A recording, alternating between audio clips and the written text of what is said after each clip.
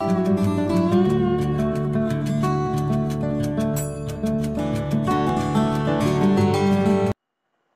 बच्चों, आज का टॉपिक होगा हमारा धारावाही वृत्ताकार लूप अथवा कुंडली के केंद्र पर चुंबकीय क्षेत्र।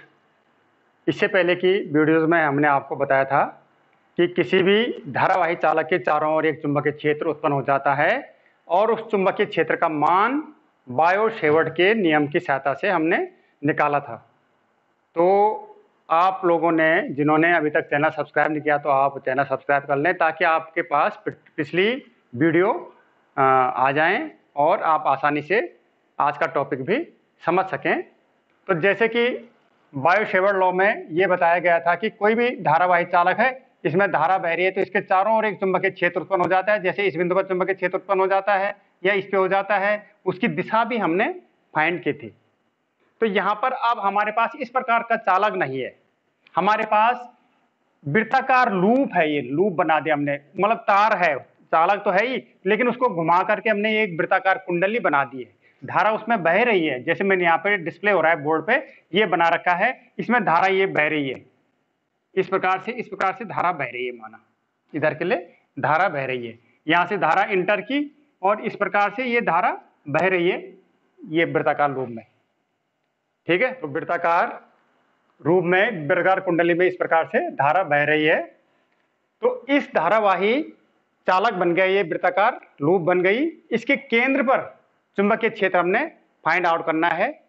वीडियो थोड़ा लंबा जरूर जाएगा लेकिन आपको पॉइंट टू पॉइंट क्लियर करवाने की कोशिश की जा रही है यहाँ पर। तो आप अवश्य पूरा वीडियो देखें ताकि आपको आसानी से ये समझ में आ जाएगा।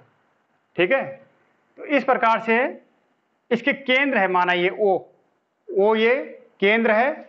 इस केंद्र पर चुंबकीय क्षेत्र का मान हमने ज्ञात करना है। इस केंद्र से और हमने इस वृत्ताकार कुंडली में एक अवयव, एक पार्ट ले लिया कुंडली का, एक छोटा सा तार, ये धारावाही चालक का छोटा सा टुकड़ा ले लिया, जहां पर मैंने ये मोटा सा रेड कलर से यहाँ पे बना रखा है, यहाँ से यहाँ तक, और इसकी लंबाई है डेल्टा एल। यहाँ पर मैं इससे समझा दूं आपको, ये है ये धारावाही कुंडली इस प्रकार से बना रखी है, ये देखिए, है ना। इसमें धारा बह रही है, इस दिशा में धारा बता रखी है मैंने, इस दिशा में ऊपर के लिए धारा बह रही है और इधर से आकर के धारा इधर ये ऐसे बह रही है। और जो मैंने ये यहाँ पर ये थोड़ा सा अवयव ले रखा है, टुकड़ा ले रखा है तार का, धारावाही चालक का ये है, यहाँ पर ब्लैक पोर्शन कर रखा मैंने यहाँ पर, इससे भी आप समझ सकते हैं। और पहले हम इसके कारण यहाँ पर केंद्र होगा, इसका कहीं ना कहीं केंद्र होगा, इस बिंदु पर चुंबकीय क्षेत्र का मान इसके कारण निकालेंगे पहले, और जब इसके कारण निकल जाएगा तो इसके कारण निकलने से पूरी कुंडली के कारण इस केंद्र पर चुंबकीय क्षेत्र का मान निकल जाएगा, जो कि हमारा टॉपिक है। तो देखिए कैसे निकालेंगे हम यहाँ पे चुंबकीय क्षेत्र का मान, इसको भी मैं बार बार आपको समझाता रहूंगा। यहाँ पर चुंबकीय क्षेत्र यहां से और इस खंड, ये लंबाई का जो खंड है, तार का जो खंड है, इसकी दूरी a है माना, और यही a क्या हो जाएगी, इस वृत्त की त्रिज्या हो जाएगी। तो इसका मतलब इस वृत्ताकार लूप की त्रिज्या हो गई a, और इसकी लंबाई हमने डेल्टा l ले ली, सपोज डेल्टा l इसकी त्रिज्या, इसकी लंबाई ले ली, छोटा टुकड़ा है इसलिए डेल्टा लगा दिया, डेल्टा l हो गया।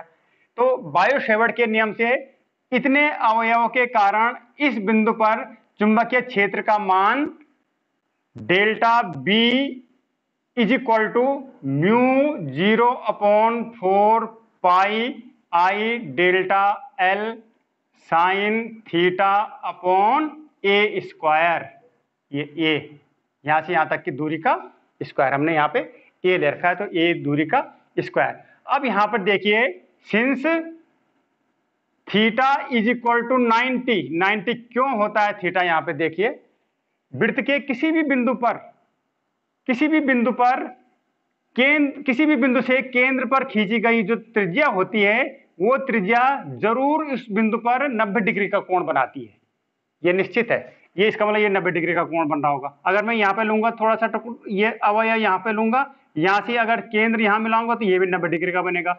इधर लूंगा, हर जगह आप देख लीजिएगा जरूर यहाँ से मैं केंद्र को मिलाऊंगा तो ये 90 डिग्री का होगा। तो हर जगह 90 डिग्री का एंगल बनता है। तो इसका मतलब यहाँ पे साइन थीटा कितना हो रहा है, 90 डिग्री हो रहा है। ये मैंने समझाने के लिए इधर से ये अलग अलग बताए थे आपको। तो थीटा का मान यहाँ पे 90 डिग्री है।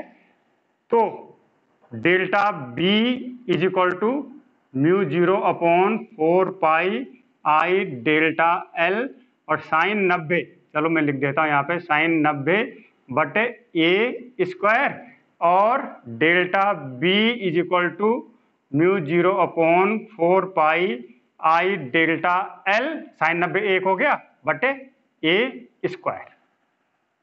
ये तो हो गया आपका इस लंबाई के खंड जो डेल्टा एल है उसके द्वारा केंद्र पर चुंबकीय क्षेत्र का मान।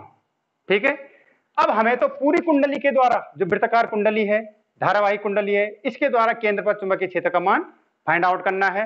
तो पूरी के कारण निकालने के लिए हम क्या करेंगे कि इसका समाकलन कर देंगे। अब आप देखिए चुंबकीय क्षेत्र सदिश राशि होती है, यहाँ पर इसकी दिशा किधर होगी, मैंने यहाँ पे दिशा ऊपर के लिए यहाँ पे प्रदर्शित कर रखी है और बी लिखा हुआ है चुंबकीय क्षेत्र की दिशा। मैंने बताया था कि चुंबकीय क्षेत्र की दिशा के लिए कौन सा रूल लगता है, दाएं हाथ की हथेली का नियम नंबर 1 और मैक्सवेल का दक्षिणावर्ती पेंच का नियम, इसकी सहायता से हम चुंबकीय क्षेत्र की दिशा फाइंड आउट कर लेते हैं। तो देख लो यहाँ पे, ये जैसे मैं दाएं हाथ की हथेली का नियम नंबर 1 से फाइंड आउट करता हूं, ये अगर इस हम अपने दाएं हाथ को फैलाना है, राइट हैंड, इस प्रकार से फैलाएं कि अंगूठे और उंगलियों के बीच 90 डिग्री का कोण बने।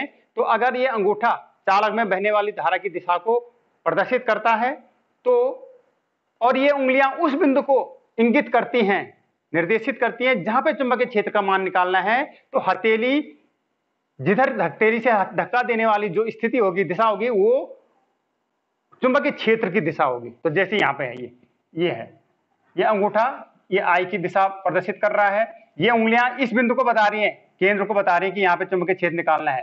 तो हथेली धक्का किधर दे रही, ऊपर के लिए, तो ये ऊपर के लिए आ गया।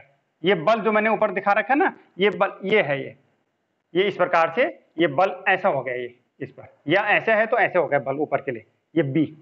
अगर ये मैं नीचे कर देता हूं इसको, अगर इस प्रकार से नीचे कर देता हूं तो ये बल ऊपर के लिए, यहाँ पे ये बी बल ऊपर हो गया अगर ऐसा है तो, और ऐसा है तो ऐसा होगा। ये आपको यहाँ पे ऊपर दिख रहा है ना, तो ये ऐसा है, 3 डायमेंशन में दिखाने के लिए मैंने ये ला रखा है तार घुमा के, इस प्रकार से बी, जो बी यहाँ पे ऊपर दिख रहा है वो ये है, अगर ऐसा है तो ये है। ठीक है, इसकी दिशा। तो यहाँ अगर मैं इस वाले खंड के द्वारा निकालूंगा, अगले खंड के द्वारा, तो उसकी दिशा भी ऊपर ही आएगी। यहाँ पे निकालूंगा इसके द्वारा तब भी, यहाँ पे इसके द्वारा निकालूंगा तब भी, हर खंड के द्वारा ऊपर ही दिशा आएगी, एक ही तरफ आएगी। तो प्रत्येक खंड के द्वारा जो चुंबकीय क्षेत्र निकल जाएगा उसकी दिशा एक ही तरफ है। तो सभी खंडों के द्वारा अगर हम चुंबकीय क्षेत्र को जोड़ देंगे तो उसकी दिशा एक ही तरफ जुड़ जाएंगे, सारे चुंबकीय क्षेत्र जुड़ जाएंगे। तो हम पूरी कुंडली के द्वारा, अतः संपूर्ण कुंडली या लूप धारावाही कुंडली के द्वारा केंद्र पर चुंबकीय क्षेत्र हो जाएगा बी से प्रदर्शित करेंगे। तो B इज इक्वल टू इस डेल्टा बी का समाकलन कर लो, डेल्टा बी समेशन कर लो, तो ये बराबर हो जाएगा समेशन डेल्टा बी का मान रख दो mu 0 upon 4 pi I delta L upon a square is equal to यहाँ पर आपका देखिए mu 0 upon 4 pi constant, I भी कांस्टेंट और ए स्क्वायर भी कांस्टेंट, ये नहीं बदलने वाले, ए भी नहीं बदलेगा, त्रिज्या हमेशा यही रहेगी, चाहे आप यहाँ पे आ जाओ चाहे यहाँ पे आ जाओ, त्रिज्या वही रहेगी। आई धारा चाहे आप कोई भी खंड लीजिए, लंबाई का खंड लीजिए, इधर लीजिए, तब भी धारा आई बह रही है, म्यू 0 अपॉन 4 पाई आपका कांस्टेंट है ही। तो इसको बाहर कर दीजिए तो केवल समेशन लगेगा डेल्टा एल पर, तो डेल्टा एल का समेशन हो जाएगा। तो बी बराबर ये आ रहा आपका mu 0 upon 4 pi I upon a square summation delta L. लेकिन आप यहाँ पर देखिए, बट समेशन डेल्टा एल बराबर, मतलब सारे डेल्टा एल जोड़ दें, ये डेल्टा एल फिर अगला डेल्टा एल, अगला सारे जोड़ देंगे केंद्र में, पूरा इस वृत्ताकार कुंडली में जोड़ देंगे तो क्या बन जाएगा, पूरी कुंडली का परिधि बन जाएगी कि नहीं। इसकी पूरी परिधि बन जाएगी। तो डेल्टा एल बराबर क्या है आपका, अब परिधि कितनी होती है, वृत्त की परिधि कितनी होती है, 2 पाई इंटू त्रिज्या आर, 2 पाई आर कहते हैं हम जब आर हम त्रिज्या लेते हैं, लेकिन हमने यहाँ पे त्रिज्या ए ले रखा है तो यहाँ पे 2 pi A delta summation delta L is equal to 2 pi A. तो इस वैल्यू को यहाँ पर रख दीजिए। तो देयरफॉर बी केंद्र पर चुंबकीय क्षेत्र जो आ रहा है μ0/4 पाई आई बटे ए स्क्वायर और इंटू 2 पाई ए। ठीक है, ए से एक ए कट गया, 2 से 2 कट गया, पाई से पाई कट गया, तो क्या बच गया, b इज इक्वल टू μ0 आई बटे 2a, μ0 आई बटे 2a, बाकी सारी चीजें कट गई। इतना न्यूटन पर एम्पियर मीटर, जो मैंने चुंबकीय क्षेत्र का मात्रक आपको बताया था, जिसको हम टेस्ला कहते हैं, SI यूनिट उसकी टेस्ला होती है। तो ये b का मान आ गया μ0 आई अपॉन 2a न्यूटन पर एम्पियर मीटर। तो ये चुंबकीय क्षेत्र का मान केंद्र पर तब है जब कुंडली में केवल एक ही फेरा है, जैसे इसमें एक फेरा है, इस कुंडली में एक फेरा है। अगर इसमें कई फेरे होते, 1 2 3 4 n फेरे, माना कुंडली में n फेरे हैं, तो यहां पे हम लिखते हैं माना धारावाही कुंडली में n फेरे हों, n is equal to 1 2 3 4 5 so on, natural number कुछ भी हो सकता है। तो उस समय b इज इक्वल टू केंद्र पर चुंबकीय क्षेत्र b is equal to μ0 ni, n से मल्टीप्लाई हो जाएगा बस, μ0 ni अपॉन 2a न्यूटन पर एम्पियर मीटर। तो ये होता है कुंडली के कारण चुंबकीय क्षेत्र केंद्र पर धारावाही कुंडली के कारण। एक के कारण इतना, एक कुंडली होगी और n होगी, तो अगर दो, ये इसी के ऊपर एक कुंडली हो, फिर एक फेरा हो गया, 2 तो 2 हो जाएगा n की जगह, 3 फेरे हो गए तो 3 हो जाएगा n की जगह, बाकी वही है। तो ये होता है चुंबकीय क्षेत्र। तो आप लोग चैनल से जुड़े रहें और प्रत्येक वीडियो को अवश्य देखें।